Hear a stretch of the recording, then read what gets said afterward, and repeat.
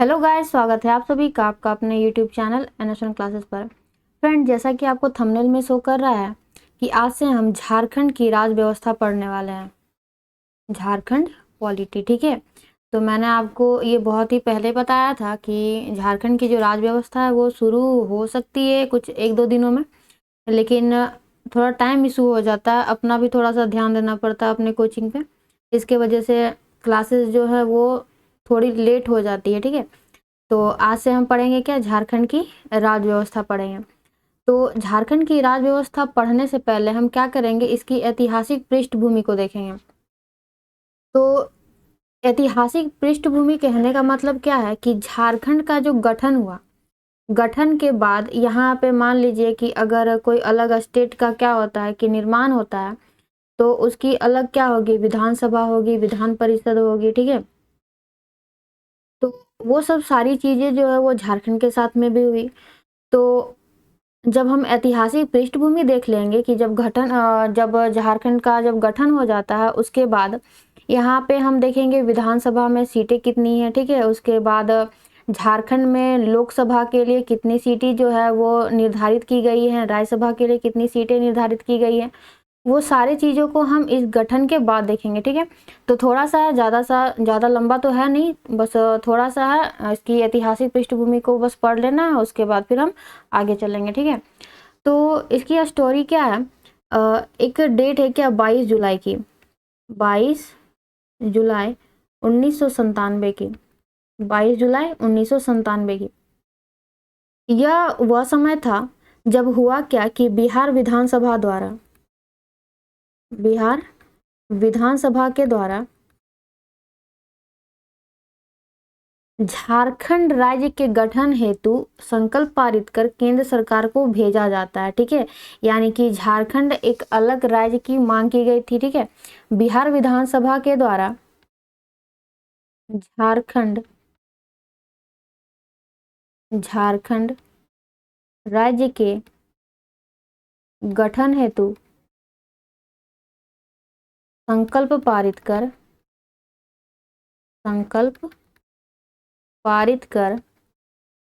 केंद्र सरकार को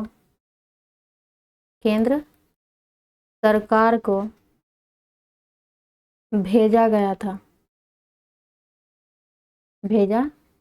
था। और उस समय केंद्र में सरकार किसकी थी, तो उस समय केंद्र में सरकार जो थी वो किसकी थी, भाजपा की।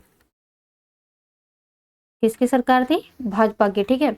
इसका कलर जो है वो हम चेंज कर लेते हैं।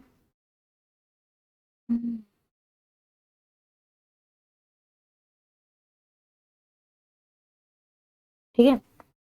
अब देखिए, ये तो बात थी किसकी, 1997 की। 1997 में बिहार विधानसभा के द्वारा झारखंड राज्य के गठन हेतु केंद्र सरकार को एक प्रस्ताव भेजा जाता है। 1998 में, कब, 1998 1998 को केंद्र सरकार के द्वारा क्या किया जाता है, राज्य पुनर्गठन प्रस्ताव को पारित करके बिहार विधानसभा में भेजा जाता है। लेकिन बिहार विधानसभा क्या करती है कि उसे अस्वीकार कर देती है। क्यों? क्योंकि झारखंड का जो गठन हो रहा था वो झारखंड के नाम से नहीं बल्कि वनांचल के नाम से हो रहा था, ठीक है।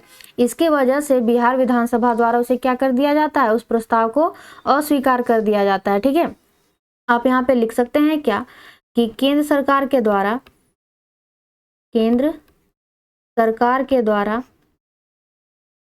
राज्य पुनर्गठन प्रस्ताव को पारित करके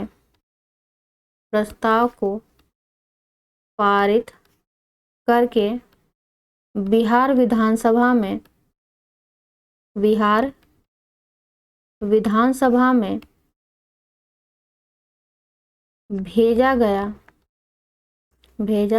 गया, लेकिन बिहार विधानसभा द्वारा इसे क्या कर दिया जाता है, अस्वीकार कर दिया जाता है, ठीक है। क्यों? क्योंकि झारखंड का जो निर्माण है वो झारखंड के नाम से नहीं बल्कि किसके नाम से हो रहा था? वनांचल के नाम से हो रहा था। किसके नाम से हो रहा था? वनांचल के नाम से हो रहा था। जब इसे अस्वीकार कर दिया जाता है तो वापिस 1999 में, वापिस कब? 1999 में क्या किया जाता है कि केंद्र सरकार के द्वारा एक नया प्रारूप तैयार करके वापिस बिहार विधानसभा को भेजा जाता है। ठीक है, केंद्र सरकार द्वारा क्या किया गया? तो नया प्रारूप तैयार किया गया, नया प्रारूप तैयार किया जाता है और इसे कहाँ भेजा जाता है? तो बिहार विधानसभा में, बिहार विधानसभा में। ठीक है, किस नाम से भेजा जाता है? तो बिहार राज्य पुनर्गठन, बिहार राज्य पुनर्गठन विधेयक 2000, बिहार राज्य पुनर्गठन विधेयक 2000 के नाम से भेजा जाता है। तब क्या करती है बिहार सरकार? क्या करती है कि 25 अप्रैल 2000 को बिहार सरकार के द्वारा या बिहार विधानसभा के द्वारा इस विधेयक को क्या कर दिया जाता है? मंजूरी दे दी जाती है, यानी कि इसे स्वीकार कर लिया जाता है। कब? 25 अप्रैल 2000 को। और उस समय बिहार के मुख्यमंत्री कौन हुआ करते थे? बिहार के मुख्यमंत्री कौन हुआ करते थे? तो उस समय बिहार के मुख्यमंत्री जो थी वो कौन थी? तो राबड़ी देवी। बिहार की मुख्यमंत्री कौन थी? राबड़ी देवी। ठीक है, और राज्यपाल कौन थे? राज्यपाल कौन थे? वीसी पांडे, वीसी पांडे, विनोद चंद्र पांडे, विनोद चंद्र पांडे। ठीक है, तो 25 अप्रैल को बिहार सरकार के द्वारा इसे स्वीकार कर लिया जाता है। उसके बाद 2 अगस्त, कब? 2 अगस्त 2000 ईस्वी को यह लोकसभा में भी क्या हो गया? तो पारित हो गया, लोकसभा में भी पारित। ठीक है, और 11 अगस्त 2000 को यह राज्यसभा में भी पारित हो जाता है, राज्यसभा में भी पारित। ठीक है, 2 अगस्त 2000 को लोकसभा में पारित हो जाता है और 11 अगस्त 2000 को राज्यसभा में भी क्या हो जाता है? तो पारित हो जाता है। उसके बाद 25 अगस्त, कब? 25 अगस्त 2000 को राष्ट्रपति KR नारायणन के द्वारा, किसके द्वारा? राष्ट्रपति KR नारायणन, KR नारायणन। ये कौन थे? तो ये देश के प्रथम दलित राष्ट्रपति थे, देश के प्रथम दलित राष्ट्रपति, देश के प्रथम दलित राष्ट्रपति थे।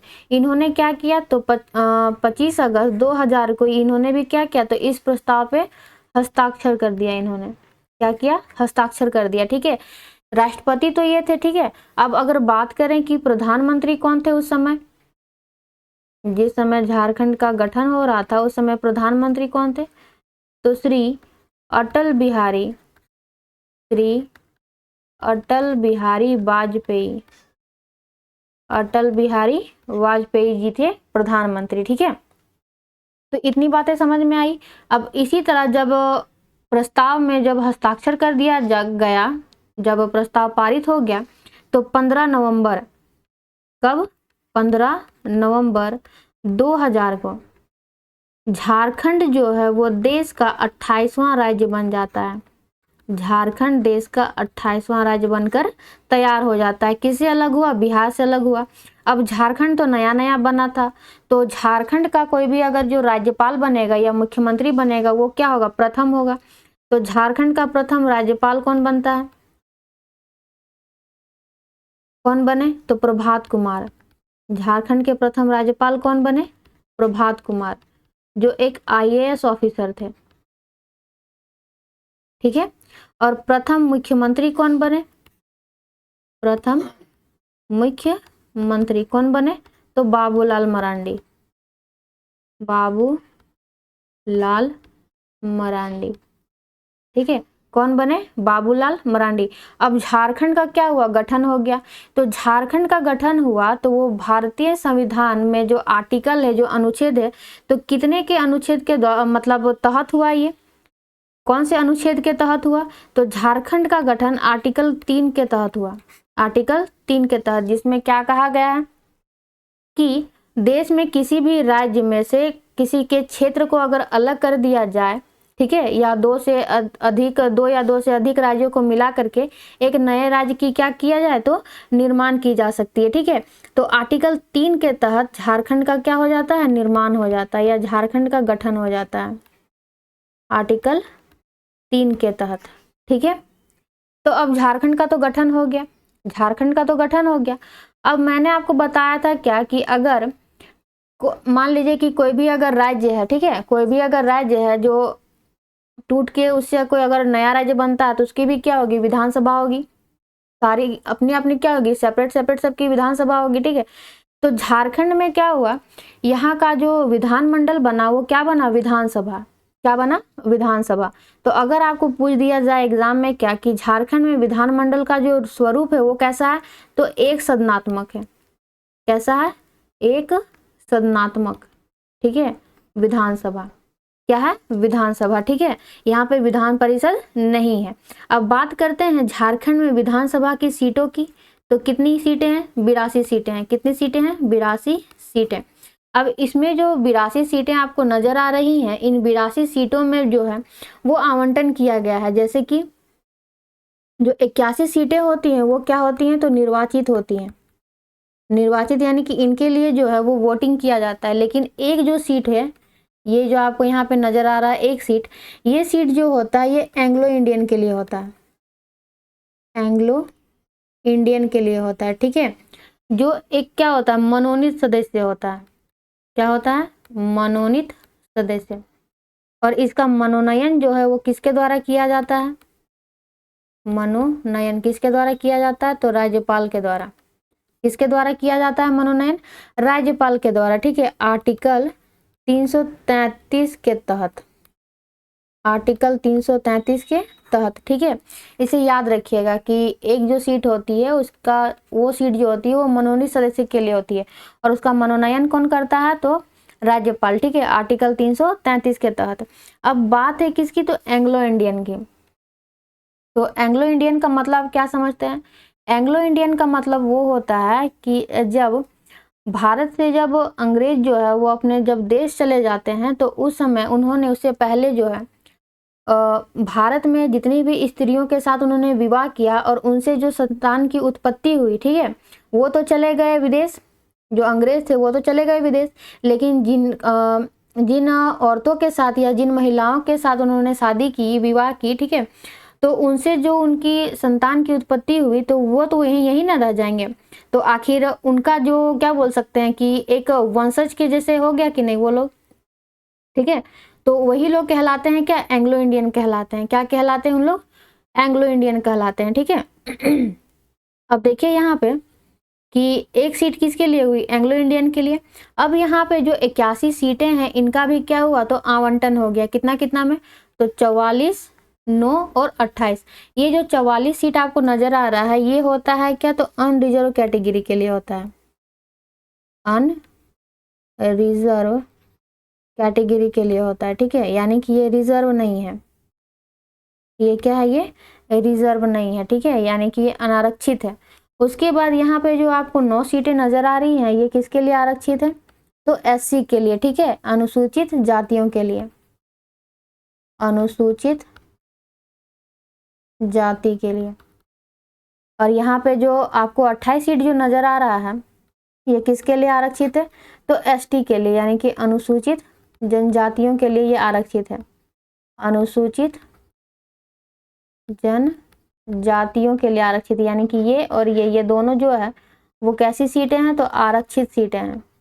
कैसी सीटें हैं? आरक्षित, ठीक है। इनमें कोई भी जो है वो खड़ा नहीं हो सकता है। बस ये सीटें अनुसूचित जाति और अनुसूचित जनजातियों के लिए, ठीक है।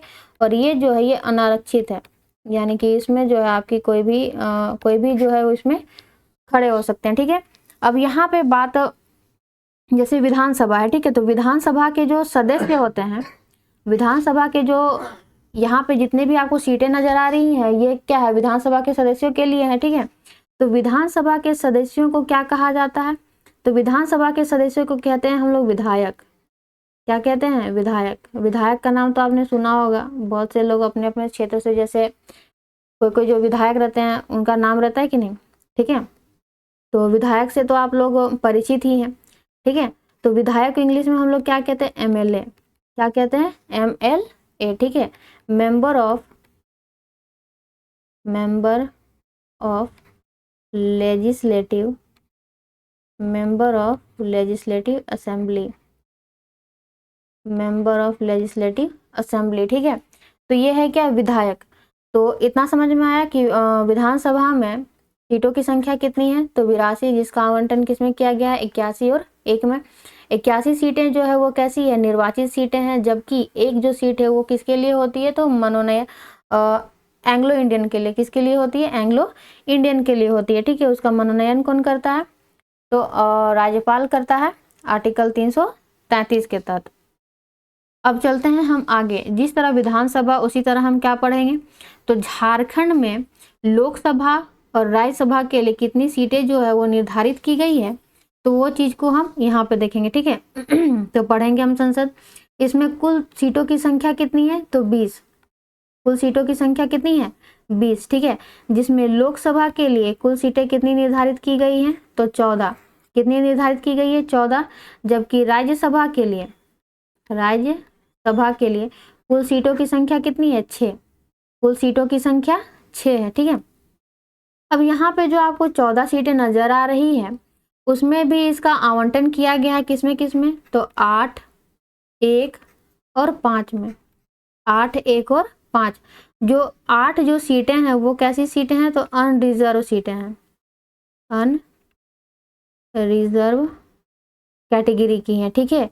जबकि एक जो सीट है वो एससी के लिए है, वो भी कौन से क्षेत्र से, तो पलामू क्षेत्र के लिए। कौन से क्षेत्र के लिए है, पलामू के लिए। 5 सीटें जो है वो एसटी के लिए हैं, किसके लिए, एसटी के लिए, ठीक है, अनुसूचित जनजाति। और यहाँ पे कौन कौन से क्षेत्रों के लिए हैं, तो राजमहल से 1, ठीक है। उसके बाद दुमका, पश्चिमी सिंहभूम, पश्चिमी सिंहभूम, खूंटी और लोहरदगा,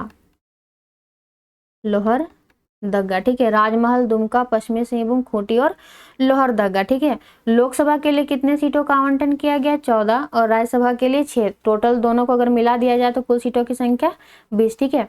अब संसद के सदस्यों को क्या कहा जाता है, सांसद। क्या कहते हैं, सांसद, ठीक है। संसद के सदस्यों को क्या कहते हैं, सांसद। इंग्लिश में अगर हम बात करें तो इन्हें एमपी कहा जाता है, मेंबर ऑफ पार्लियामेंट,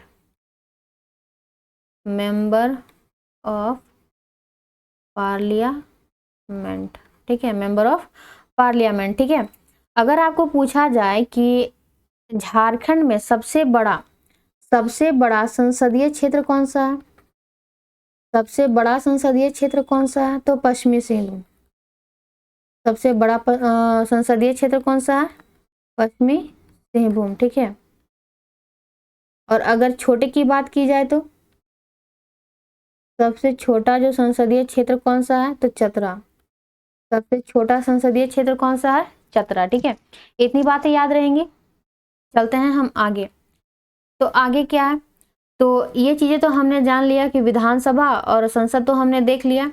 अब हम देखेंगे क्या कि राज्य सरकार की जो अंग होती है वो कितनी है, ठीक है। तो आप नॉर्मल भी अगर पॉलिटी पढ़िएगा, अगर इंडियन पॉलिटी आप पढ़िएगा, तो आपको यहाँ पे ये चीज देखने को मिलेगा क्या, कार्यपालिका, विधायिका और न्यायपालिका, ये 3 चीजें आपको वहां पे देखने को मिल जाएंगी, ठीक है। तो राज्य सरकार के 3 प्रमुख अंग क्या क्या, कार्यपालिका, विधायिका और न्यायपालिका। कार्यपालिका इंग्लिश में क्या कहा जाता है, एग्जीक्यूटिव, ठीक है।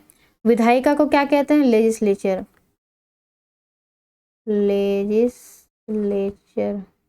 ठीक है। उसके बाद न्यायपालिका को जुडिशियरी, क्या कहते हैं, जुडिशियरी, ठीक है। अब देखिए ये जो कार्यपालिका होती है वो क्या करती है, तो ये सरकार के, जैसे पहले हम विधायिका को देखते हैं, ठीक है, कार्यपालिका को बाद में देखिए, पहले विधायिका को देखें। तो विधायिका क्या करती है, सरकार के कानून को बनाती है, ठीक है, कानून बनाने वाले अंग है ये, ठीक है। सरकार के कानून बनाने वाले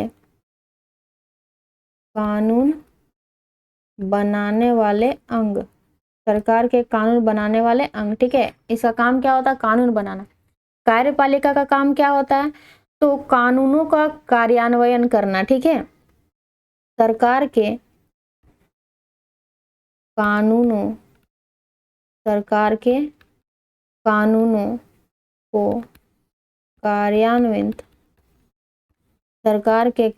को कार्यान्वित करना, ठीक है। और न्यायपालिका का काम क्या होता है, तो सरकार के न्याय करने वाले अंग, सरकार के न्याय करने वाले अंग, सरकार के न्याय करने वाले अंग, ठीक है। राज्य सरकार के 3 प्रमुख अंग क्या, कार्यपालिका, विधायिका और न्यायपालिका। कार्यपालिका, विधायिका और न्यायपालिका। अब हम सबसे पहले किसे पढ़ेंगे, तो कार्यपालिका को पढ़ेंगे। तो पहले हम देख लेते हैं कि कार्यपालिका के कौन कौन से अंग है, ठीक है। उसके बाद जो है मैं आपको आगे बताऊंगी, ठीक है। तो जैसे कि आपने जब इंडियन पॉलिटी पढ़ा होगा उस समय आपने देखा होगा कि संघ की जो कार्यपालिका होती है, संघ की कार्यपालिका, ये राज्य की नहीं है, ठीक है, ये संघ की है। तो संघ की कार्यपालिका के अंदर जो है वो कौन कौन आते हैं, ये क्या हो गया, 1 मिनट।